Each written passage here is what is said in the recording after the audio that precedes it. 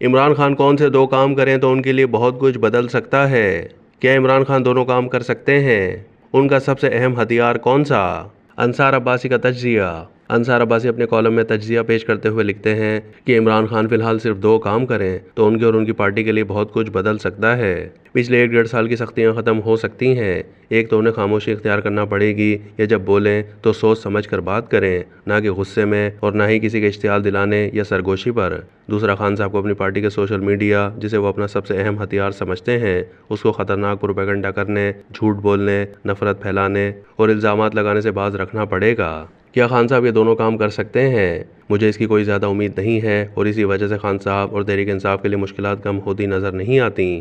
جو کچھ خان صاحب اور ان کا سوشل میڈیا کر رہا ہے، اگر یہ پالیسی جاری رہتی ہے تو سوچنے اور سمجھنے کی بات یہ ہے کہ اس کا بانی چیئرمین پی ٹی آئی اور تحریک انصاف کو کیا فائدہ ہوگا۔ ان کی توپوں کا نشانہ خاص طور پر موجودہ آرمی چیف ہیں۔ سوال یہ پیدا ہوتا ہے کہ کیا خان صاحب اور پی ٹی آئی کا سوشل میڈیا اپنے بیانات اور پروپیگنڈے سے وہ انقلاب ملک میں لا سکتے ہیں جس کی ایک کوشش 9 مئی کو کی گئی؟ اگر کوئی سوچتا ہے تو کوئی ایسا انقلاب اب بھی ممکن ہے، تو پھر یہ سوچنا چاہیے کہ ایسے انقلاب کے نتیجے میں کیا ملک افراتفری اور خانہ جنگی کی طرف جائے گا یا یہاں سیاسی استحکام آئے گا؟ بلا شبہ عمران خان آج بھی ملک کے مقبول ترین رہنما ہیں، اس میں کوئی شک نہیں کہ عمران خان جو مرضی کہیں، جو مرضی کریں، ان کے خلاف کوئی بھی اسکینڈل یا کیس سامنے آ جائے، ان کے ووٹر اور سپورٹرز پر کوئی اثر نہیں پڑتا۔ خان صاحب کے فالوورز کی مثال ایسے اندھی تقلید کرنے والوں جیسی ہے جس کا ان کے مخالفین اور اسٹیبلشمنٹ کے پاس کوئی توڑ نہیں ہے۔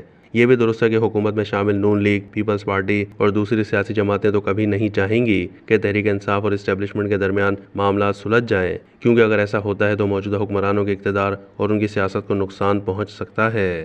اس میں بھی کوئی دو رائے نہیں ہے کہ عمران خان اور تحریک انصاف کے سوشل میڈیا کا فوج اور فوج کے سربراہ کو نشانے پر رکھنا اور ان کے خلاف زہریلا پروپیگنڈا کرنے کی وجہ سے اگر ایک طرف عمران خان اور پی ٹی آئی کی سیاست کو مشکلات کا سامنا رہے گا تو دوسری طرف فوج کے متعلق ملک کی سب سے بڑی سیاسی جماعت میں منفی رائے کا پایا جانا نہ ادارے کے لیے اچھا ہے نہ پاکستان کے لیے۔ سابق صدر ڈاکٹر عارف علوی کے حوالے سے آج ٹی وی چینلز پر ایک بیان چل رہا تھا جس میں ان کا کہنا تھا کہ نفرت کو ختم کیا جائے اور درگزر کی پالیسی اختیار کی جائے۔ انہوں نے فوجی اسٹیبلشمنٹ کا نام لیے بغیر یہ بھی کہا کہ تحریک انصاف کے مذاکرات اصل اسٹیک ہولڈرز یعنی فوج کے ساتھ ہی ہو سکتے ہیں۔ ڈاکٹر عارف علوی نے جو بات کی، کیا اس پر عمران خان اور P T I social media عمل کرے گا؟ اگر ایسا ہوتا ہے تو یہاں بہت کچھ بدل جائے گا۔ اس میں کوئی شک نہیں کہ پاکستان کی سیاست اور فوج کے خلاف نفرت پیدا کرنے میں عمران خان اور تحریک انصاف کے سوشل میڈیا کا بہت بڑا کردار ہے۔